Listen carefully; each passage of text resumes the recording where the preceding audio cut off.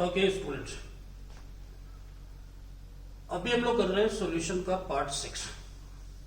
इससे पहले पार्ट 5 में हम लोग नॉर्मेलिटी दे रहे थे और नॉर्मेलिटी का हमारा रिलेशनशिप क्या आया था?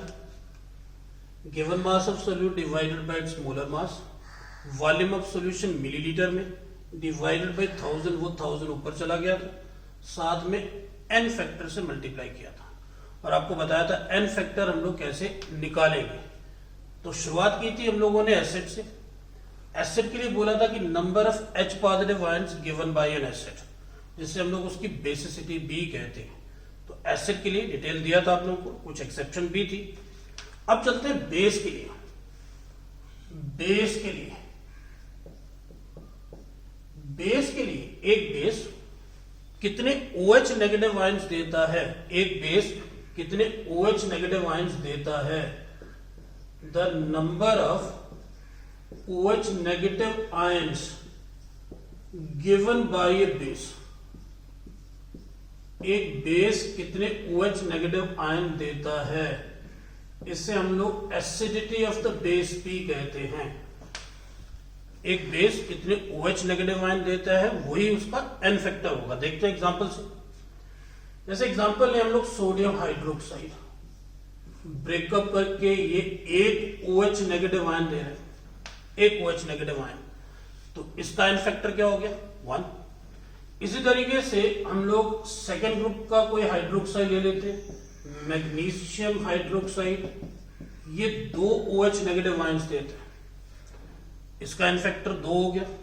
इसी तरीके से बोरॉन फैमिली, कोई एल्यूमिनियम का हाइड्रोक्साइड कर ले, ये 3 OH नेगेटिव आयंस देगा, इसका n फैक्टर 3 हो गया। नंबर कितने दे रहे हैं उसके ऊपर। फिर लेड हाइड्रोक्साइड कर दो, ये 4 OH नेगेटिव आयन देता है, तो इसका n फैक्टर जो है वो हो गया 4। तो एक बेस कितने OH, ये सिंपल है, एक्सेप्शन भी इसमें कम है। एक बेस कितने OH नेगेटिव आयन देता है, वही हम लोग उसका n फैक्टर बोलते हैं। ठीक है, अब इसके बाद आगे ये मिटा देते हैं दोनों, एसिड के लिए भी और बेस के लिए भी। अब चलते हैं हम लोग, इंपॉर्टेंट है सॉल्ट के लिए। इंपॉर्टेंट है हमारे पास सॉल्ट के लिए। सॉल्ट के लिए n फैक्टर हम लोगों ने कैसे देना है एक सॉल्ट के लिए। अब ये समझने के लिए हम लोगों को सॉल्ट की पहले टाइप समझनी होगी। हमारे पास 3 टाइप के सॉल्ट आते हैं। एक आता है न्यूट्रल सॉल्ट, एक आता है न्यूट्रल सॉल्ट, एक आता है एसिडिक सॉल्ट और एक आता है basic salt. Neutral salt, acidic salt और बेसिक सॉल्ट, 3 तरह के हमारे पास सॉल्ट हैं। न्यूट्रल सॉल्ट वो हो गए जिसमें H और OH आपको नहीं दिखते हैं। मतलब जैसे एग्जांपल न्यूट्रल सॉल्ट की, मैं इसकी एग्जांपल अभी ले रहा हूं, जैसे सोडियम क्लोराइड, जैसे मैग्नीशियम क्लोराइड, जैसे एल्युमिनियम क्लोराइड, जैसे सोडियम सल्फेट, जैसे सोडियम कार्बोनेट। लाइकवाइज ये सारे न्यूट्रल सॉल्ट हैं। इनमें ना तो आपको H दिखेगा, ना आपको OH जो है वो दिखेगा। इनके लिए क्या करना है? इनके लिए n फैक्टर, जरा ब्रेकअप करते हैं फर्स्ट।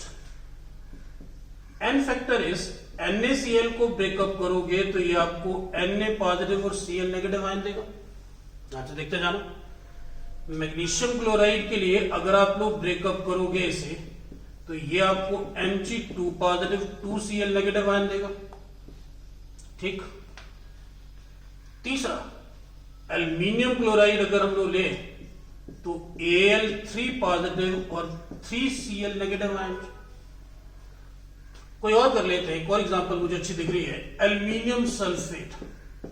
एक एग्जांपल इसमें और लेते हैं, Al2SO4 होल थ्राइस, इसे ब्रेकअप करते हैं, Al2SO4 होल थ्राइस, तो ये 3 पॉजिटिव एल्युमिनियम आयन और साथ में 3 सल्फेट 2 नेगेटिव आयन।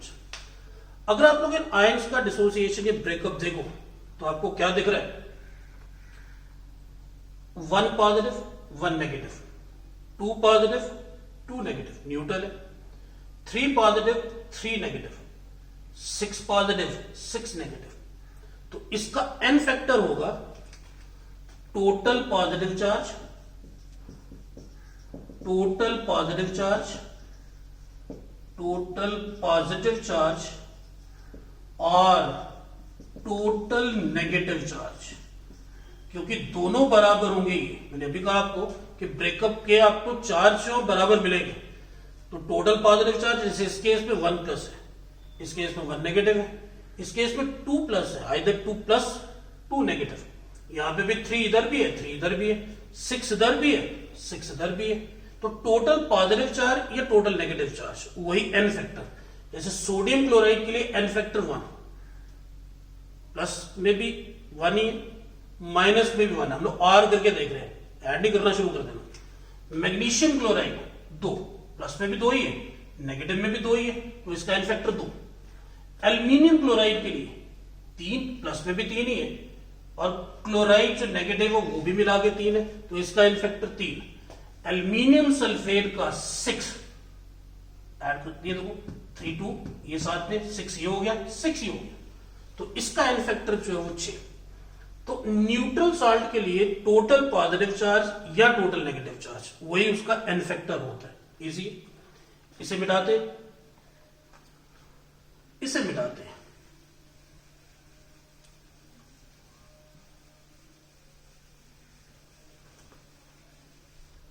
अब एसिड सॉल्ट वो होते हैं, ये जरा इंपॉर्टेंट है, ध्यान से देखना। एसिड सॉल्ट वो होते हैं जिनमें एनायन में अभी भी रिप्लेसेबल हाइड्रोजन हो। मैं एग्जांपल से, they contain the anions still contain और contain replaceable hydrogen ions। ये आपको एग्जांपल से क्लियर करते हैं। जैसे आपके पास एक मैं एग्जांपल लेता हूं, जैसे Na2HPO4, Na2HPO4, NaH2PO4, NaH2PO4, फिर उसके बाद NaH2PO3, NaH2PO3 और NaHPO3। अब इनको जरा ध्यान से देखो, इनको जरा ध्यान से देखो। यहां पे क्या है, ये है, अगर मैं दोनों ये सोडियम हटा के H कर दूं, ये अगर मैं दोनों सोडियम हटा के H कर दूं तो ये इस एसिड का सॉल्ट है, सोडियम सॉल्ट है, किसका, फास्फोरिक एसिड का। अब थोड़ी देर पहले हम लोगों ने, पिछले वाले पार्ट में हम लोगों ने किया था, फास्फोरिक एसिड का स्ट्रक्चर होता है ये, फास्फोरिक एसिड का स्ट्रक्चर था ये HHH H3PO4। अब इस फार्मूला में देखो, इसमें तीनों हाइड्रोजन रिप्लेसेबल है। आपको बताया था जो O के साथ H जुड़ा हो वो रिप्लेसेबल है।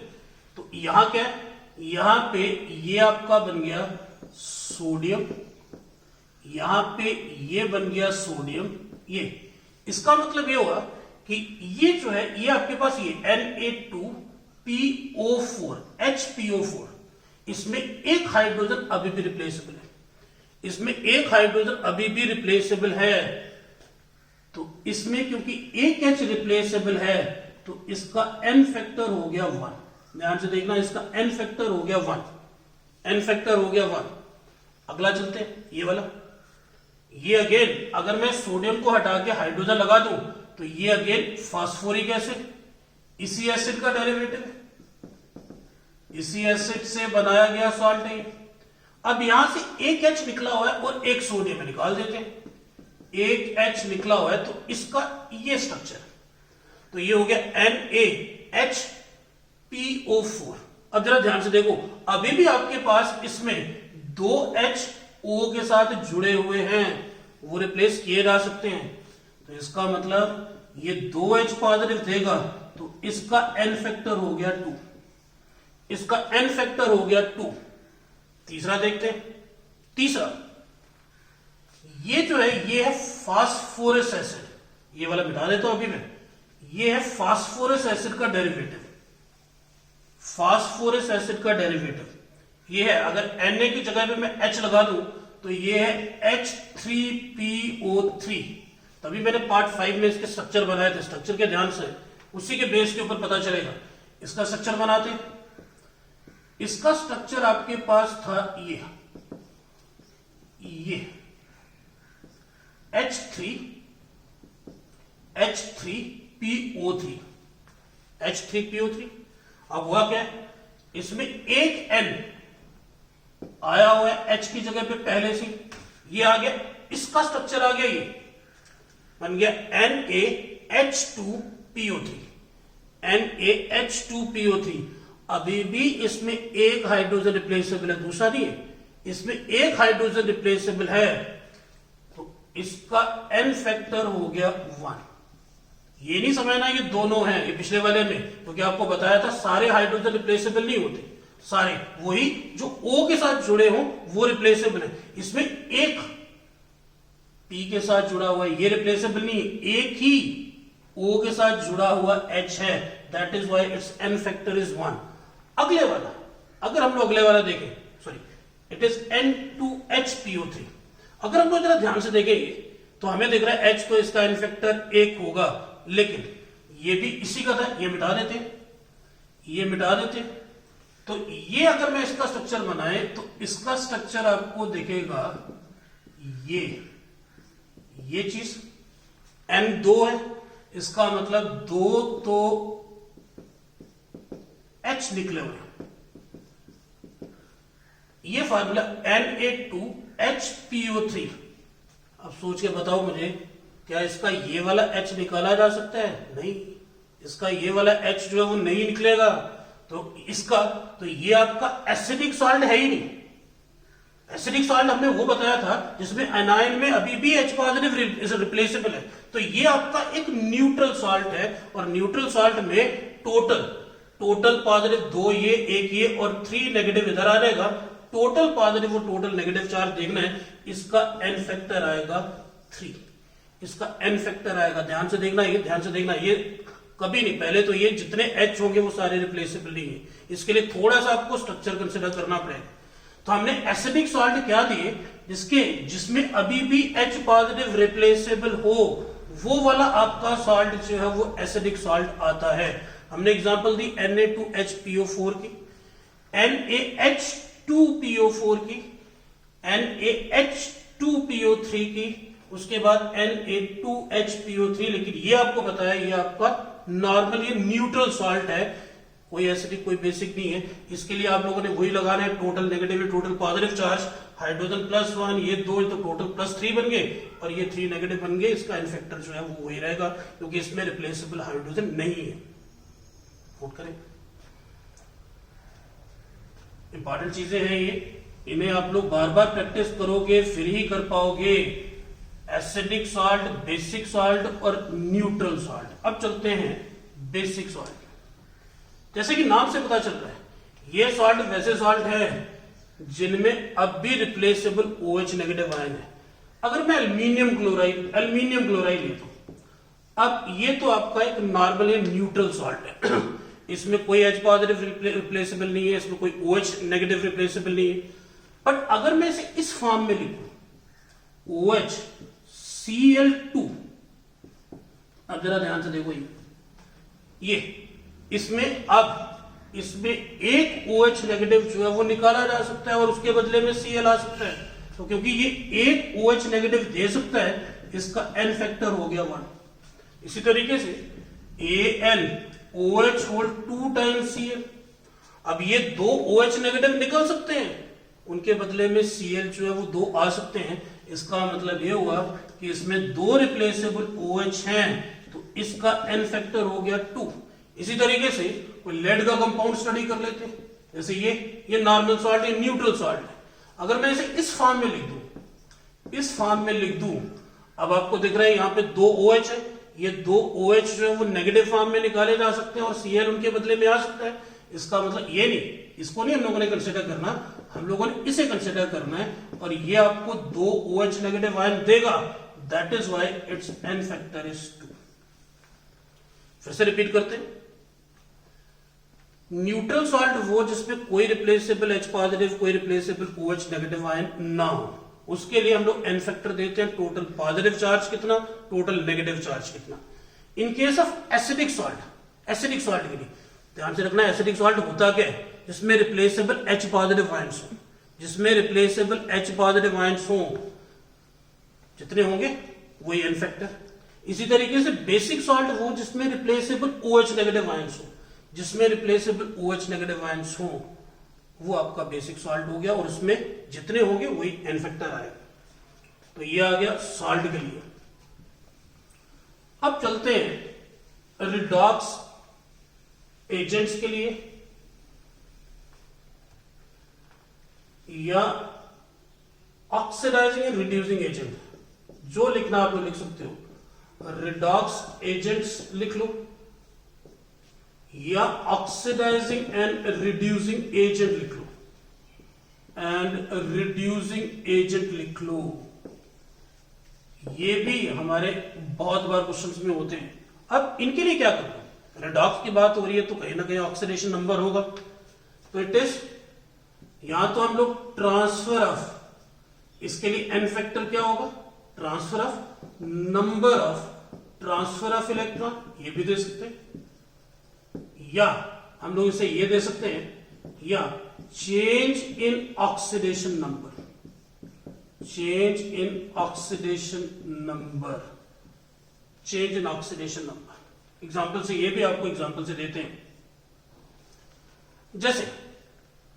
जैसे मैं अगर KMnO4 लूं या MnO4 नेगेटिव आयन ले, पर मैग्नेट आयन, एसिडिक मीडियम में ये चेंज होता है Mn2 पॉजिटिव पे। देखो जरा, ये ऑक्सीडाइजिंग एजेंट है, MnO4 1 नेगेटिव, दैट इज पर मैग्नेट आयन। एसिडिक मीडियम में चेंज होगा Mn2 पॉजिटिव आयन में। अब देखो कितना चेंज हुआ ऑक्सीडेशन नंबर का। मैंगनीज यहां पे निकाल सकते हो, MnO4 1 नेगेटिव, तो ये -2, ये X किसके बराबर होगा, X + 4 - 2 = -1, दैट इज +7। अगर यहां देखो तो मैंगनीज का ऑक्सीडेशन नंबर +7, +7 से कितना चेंज हुआ, देखो +2 पे आया 5, तो इसका n फैक्टर हो गया 5, इसका n फैक्टर हो गया 5, लेकिन हर बार नहीं। तो इसका मतलब अगर हम लोग न्यूट्रल मीडियम में देते हैं, न्यूट्रल मीडियम में, तो ये चेंज होता है Mn4+ पे, Mn4+ पे। ये स्लाइटली एल्कलाइन मीडियम भी चलेगा, न्यूट्रल और slightly alkaline medium, slightly alkaline medium, alkaline medium में, ये याद रखना आप लोगों ने।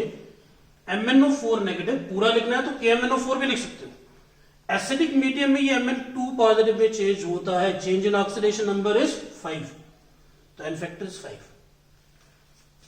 न्यूट्रल या स्लाइटली एल्कलाइन मीडियम में +7 से कहां पे आ रहा है, +4 पे, change in oxidation number is 3। इस केस में n फैक्टर इज 3। कई जगह पे ये +6 में भी दिया गया होगा, Mn+6, उस केस में जो हम लोगों ने देना है n फैक्टर जो है वो 1 आ जाएगा, चेंज इन ऑक्सीडेशन नंबर। तो ये आपका रिडॉक्स एजेंट के लिए है। तो रिडॉक्स के लिए हम लोग n की वैल्यू कैसे देते हैं, number of transfer of electron, कितने इलेक्ट्रॉन चेंज या ट्रांसफर हुए, या और तरीके से लिख सकते हैं चेंज इन ऑक्सीडेशन नंबर। कि रिड्यूसिंग एजेंट है तो उसका ऑक्सीडेशन नंबर कितना चेंज हो रहा है, ऑक्सीडाइजिंग एजेंट है तो उसका ऑक्सीडेशन नंबर कितना चेंज हो रहा है। जो नंबर आएगा उस रिएक्शन में वही उसका ऑक्सीडेशन नंबर होगा। जैसे MnO4 या KMnO4, इसका इक्विवेलेंट मास, क्योंकि इसमें n फैक्टर की वैल्यू अलग अलग आती है तो अलग अलग मीडियम में अलग अलग आते हैं, तो वो हम लोग आगे कैलकुलेट करेंगे इसे।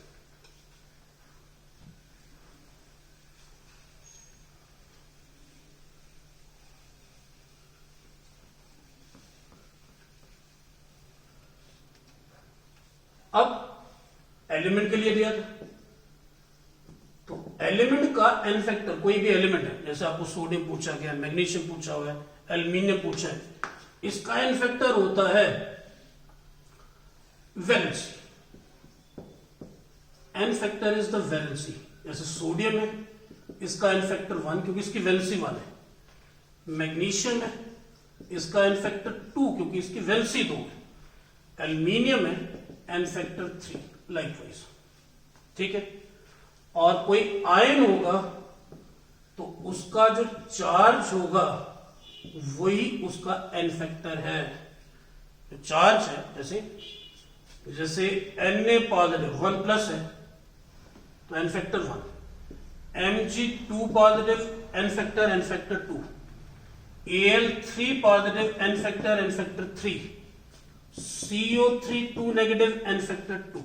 जो चार्ज होगा वही उसका एन फैक्टर है। तो ये हम लोग कर रहे थे एन फैक्टर। सबसे पहले हम लोगों ने, रिपीट कर देता हूं मैं, सबसे पहले हम लोगों ने एसिड के लिए किया, number of H positive ion given by N acid. Base के लिए number of OH negative ion given by A base.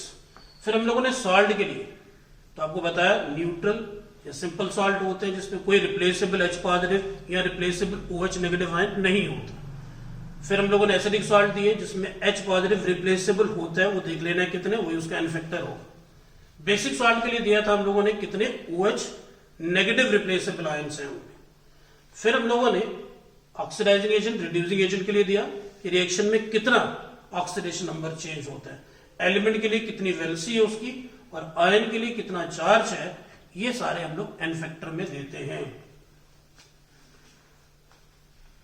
अब जो आपको एक क्वेश्चन दिया गया था, क्वेश्चन था कि 20 ग्राम ऑफ सल्फ्यूरिक एसिड या solution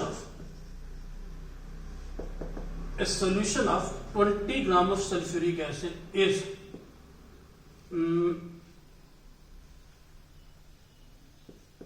is prepared in water having या with volume of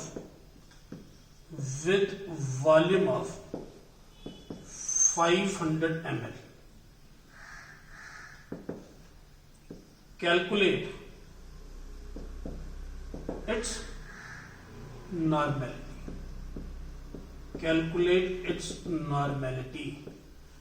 A solution of 20 gram of sulfuric acid is prepared in water with volume of 500 ml. That is volume of solution. ये solution की volume जो है वो 500 ml है। Means आपने क्या किया, आप लोगों ने एक सॉल्यूशन प्रिपेयर किया हुआ है, 20 ग्राम सल्फ्यूरिक एसिड डाल के 500 ml पानी मिलाना, 500 ml सॉल्यूशन बना देना। 500 ml आपका सॉल्यूशन बन गया पानी मिला के। हमें बोला जाता है इसकी नॉर्मेलिटी कैलकुलेट करो। अब आ जाते हैं उस फार्मूले पे, N is equal to given mass, molar mass, volume millilitre में, ऊपर 1000 मल्टीप्लाई बाय n। बहुत सिंपल। एन फैक्टर आपका मेन था, एन फैक्टर पता चल जाए तो हम लोग आसानी से कैलकुलेट कर देते हैं।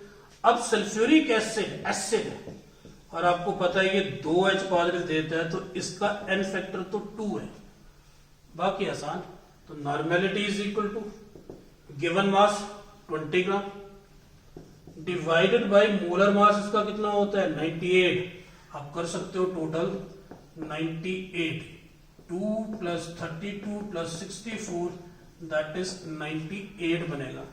तो 98 volume of solution is 500 ml ले लिया, डिवाइडेड बाय 1000 ऊपर चला गया, और साथ में आपके पास n की वैल्यू 2 है, तो मल्टीप्लाई बाय 2 कैलकुलेट करो आसानी से। 480 डिवाइडेड बाय 98 आपकी नॉर्मेलिटी निकल जाएगी।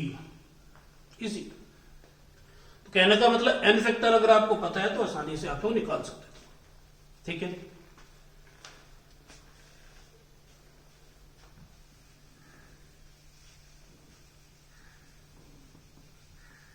रिलेशनशिप बी दिया था,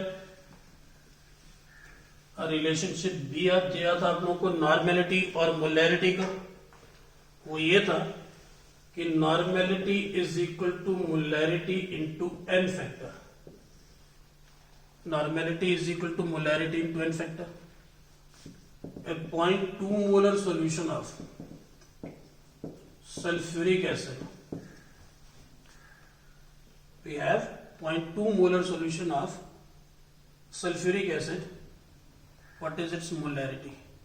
कोई प्रॉब्लम नहीं, सल्फ्यूरिक एसिड फिर आ गया, 2H पॉजिटिव देता है तो एन फैक्टर 2, मोलैरिटी आपको दी गई, तो therefore normality is equal to molarity 0.2 given n factor 2, तो साथ में मल्टीप्लाई कर दो तो नॉर्मेलिटी इज 0.4। इजी डायरेक्टली आप लोग दे सकते। तो कहने का मतलब अगर आप लोगों को मोलैरिटी आता है तो नॉर्मेलिटी हम लोग आसानी से दे सकते हैं। इसके साथ ही आपकी नॉर्मेलिटी इक्वेशन बी है, N1V1 N2V2। जैसे मोलैरिटी में हम लोगों ने किया था, अगर आपको इनिशियल नॉर्मेलिटी पता है, वॉल्यूम पता है, वॉल्यूम चेंज हो जाती है, नॉर्मेलिटी पता करनी है, तब आप लोगों ने ये इक्वेशन लगानी है। ठीक, इसे हम लोग नॉर्मेलिटी इक्वेशन कहते हैं, नॉर्मेलिटी इक्वेशन, नॉर्मेलिटी इक्वेशन। इसी तरीके से जैसे एडिशन इक्वेशन वहां दिया था मोलैरिटी में, तो यहां पे भी अगर दो सॉल्यूशन को ऐड कर दिया जाए, एडिशन इक्वेशन यहां पे भी, तो same N1V1 N2V2 N3V1V2, that is N3 is equal to N1V1 N2V2 V1V2। ये भी आप लोग आसानी से कर सकते हो। ठीक, फिर जैसे मोलैरिटी के हमारे पास सॉल्यूशन थे, इसे हम लोग कहते हैं one normal solution. One normal solution मतलब इसका ये 1 gram equivalent of a solute present per litre of solution. 0.5 normal solution, इसे हम लोग सेमी नॉर्मल सॉल्यूशन कहते हैं, semi normal solution, semi normal solution. फिर deci normal solution, deci normal solution. फिर वही centi normal solution, centi normal solution.